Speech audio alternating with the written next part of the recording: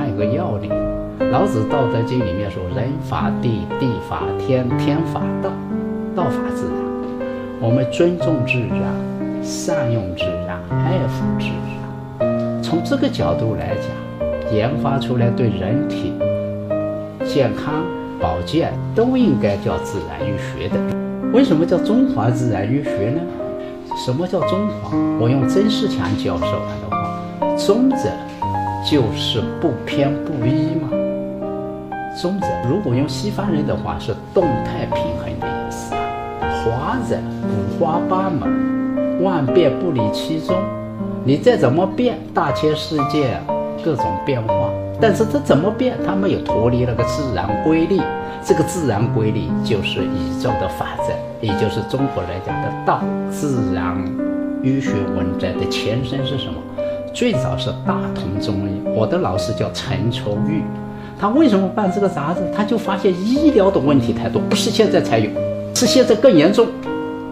所以他说不得不依据国父遗教，提倡医道革命，复兴中华文化，促进世界大同。各位何其有幸，何其可喜！今天的中国大陆也就正在是在这样子在做。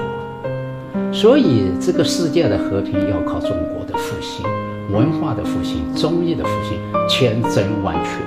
西方科技、西方医学不是不对，有些东西公共卫生、必要的外科手术、严重的急性感染、严重的急救，这是西医的专长，这个没话讲。但是所有内源性的疾病，对不起，这是中华文化的专长，而不能走错路。走错路，我们会很凄惨，我们民族会很凄惨。所以今天来讲，复兴文化、复兴中医，千真万确。我们这个国家要强大，必须健康要强大起来，我们文化要强大起来。所以我给大家的一句话：你健康，中国就健康，就那么简单。这就是我老师讲的，人人医学不是人人去当医生，是你我他人人身体里面都有最好的医生。自然医学，第一是人跟自然是统一的，那么这点跟中医是一样，中医是天人合一啊，这个论点中医提出很明确的啊。我们理解就是人跟自然是统一的，一定要坚持。因此，我们自然医学呢，完全是依靠自然来取得人类健康。所以它具体的概念是什么概念呢？我们认为是利用自然因素。自然因素呢，包括阳光、空气、水、食物、行为，这是自然。用这些自然因素作用在人体，激发人体本来固有的自然疗能，用这个自然疗能来抗病、来保健、来让你长寿、让你快乐。所以这种医学是利用自然因素激发人体的自然疗能，达到疗病、保健、快乐、长寿这样结果。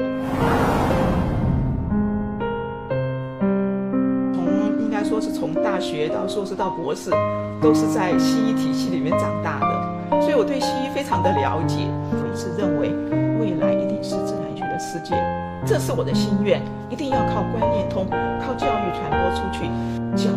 教育是我们唯一处理这个问题的方法。所以有了教育了，我们能够自我管理了，我们少跟医院打交道。虽然我在医院工作，我到现在还在医院工作。但是我都告诉人家说，少跟医院打交道，因为你少跟医院打交道，你受的伤害会更少。我以前看过一篇文章，这是一个外国人，他叫什么名字我就忘记了。这个记者去访问他说：“哎呀，你年纪这么大了，80、90岁了，那你要不要常常看医生啊？”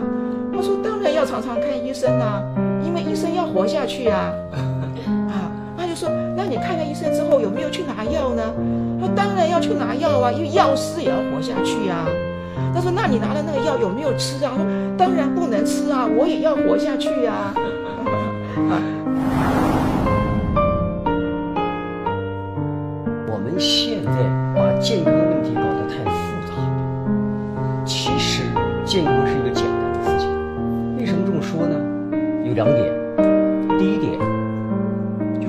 们有一个混淆的概念，什么呢？以为如果我不懂医学知识，那我就不能健康，所以呢，我的健康必须要医生来帮我来解决。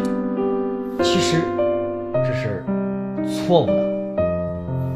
我们可以举个例子，广西巴马的长寿村，这些老人家一个大字他都不识，所以他对医学知识可以说 0，但是他们可以健康长寿。反过来，在美国，在职业寿命里边，寿命相对较短的西医的医生，他们的平均年龄才60几岁。那么从这里边我们可以得出一个结论，也就是说，健康长寿与医学知识的多少没有关系，至少说没有直接的关系。第二点，我们的生命这个系统的确是一个非常庞大的开放的巨系统，这是一个客观的事实。